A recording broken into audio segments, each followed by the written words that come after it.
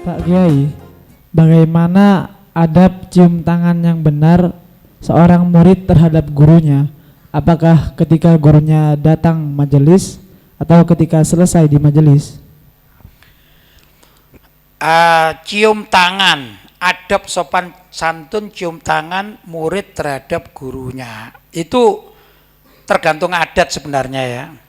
Pertama, cium tangan kepada guru atau kepada orang tua itu adalah anjuran. Dulu para sahabat radhiyallahu taala anhum itu juga mencium tangan Nabi. Bahkan ada yang mencium kaki Nabi Shallallahu alaihi wasallam. Artinya mencium orang yang mulia, baik itu tangannya ya, atau kalau sekarang juga ini keningnya. Itu adalah niat untuk tabarrukan, kedua niat untuk penghormatan, maka hukumnya boleh. Takbilul yad itu boleh hukumnya. Ya. Sudah. Yang kedua, caranya bagaimana? Tergantung dari adat. Paham? Nah, seperti juga orang mengucapkan salam. Salam itu kan bagus ya. Maka salam itu menjadi tidak boleh tatkala kita mengadakan pengajian seperti ini di majelis, tiba-tiba datang satu orang murid mengucapkan salam. Misalnya sekarang ini saya sedang menerangkan ya, ucapkan salam, assalamualaikum. Sebenarnya kan salam ini kan sunnah kan, tapi menjawabnya jadi wajib. Loh, kalau majelis ini semua anak atau orang yang dari majelis membalas salam, waalaikumsalam gitu. Iya kalau yang datang cuma satu, kalau bergiliran terus datang, assalamualaikum, akhirnya nggak jadi majelis. Maka tidak boleh orang itu mengucapkan assalamualaikum di saat majelis sedang berjalan. Nah, itu juga adab sopan santun. Paham ya? Demikian juga santri. Kalau sekarang saya sedang menerangkan, buka kitab, lagi asyik, lagi mengaji, baik kitab atau keterangan atau Al-Quran. Terus ada santri datang mau cium tangan saya. Gimana? Kan mengganggu. Maka tidak perlu cium tangan. Langsung duduk di majelis. Begitu. Ya. Tapi kalau saya sedang santai, kalian sebagai murid ingin cium tangan saya, tidak apa-apa. Datang. Ya. Cium tangan, kemudian bertanya, misalnya apa kabarnya, itu ya. Selesai, saya mau pamit cium tangan lagi. Bagus. Datang sama perginya cium tangan. Paham ya?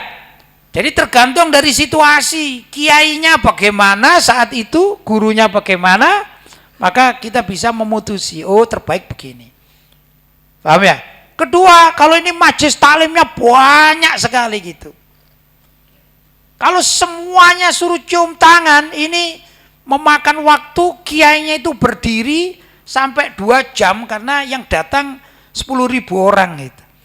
Ini kasihan kiainya, pembicaranya kasihan. Itu namanya lebih baik salamnya dengan hati. Assalamualaikum misalnya, atau assalamualaikum gitu ya pamitannya.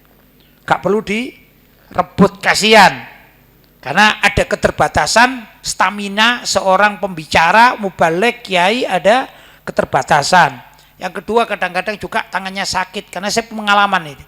Saya nggak mau salaman karena tangan saya sakit. Itu karena ada orang yang ingin bersalaman dengan saya, bagus niatnya. Cuman salah memutar. Inginnya cium tangan bolak-balik gini, akhirnya terbalik begini saya. Wah, akhirnya sini saya sakit. Setelah itu saya berobat, saya tidak mau salaman dulu, saya mohon maaf pada para hadirin, tangan saya sedang sakit, begitu. Ini harus tahu, murid atau jamaah harus tahu kondisi gurunya atau mubalighnya atau ulamanya, kiainya, begitu ya. Kemudian kalau yang saya tahu adat di kalangan para habaib itu biasanya kalau datang bersalaman, termasuk pada guru kita yang kalangan habaib. Kalau datang bersalaman. Kalau pulang dari hati ke hati. Begitu kalangan mereka. Sudah ada pakai salaman. Ya sudah, selesai. Ya. Karena itu adat kalangan habaib baik kita lakukan kalau kita sedang berjumpa dengan tokoh, ulama, guru kita di kalangan habaib. Atau orang tua kita. Datang kita salaman, pulang tanpa salaman. Paham?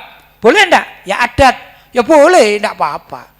Atau kalau misalnya ada seorang ulama dari kalangan habaib tapi ini spesial ini. Misalnya menurut kita spesial atau spesial bagi kita, guru utama misalnya, ya boleh pulang pergi bersalaman asalkan tidak mengganggu dan situasinya seperti yang tadi itu. Beliau santai, kita datang salaman, kita utarakan maksud apa, kemudian pulangnya salaman juga boleh. Jadi tergantung situasi. Begitu kalau aturan main. Jadi intinya adab sopan santun itu tergantung dari lingkungannya bagaimana dan kebiasaan adat di suatu tempat.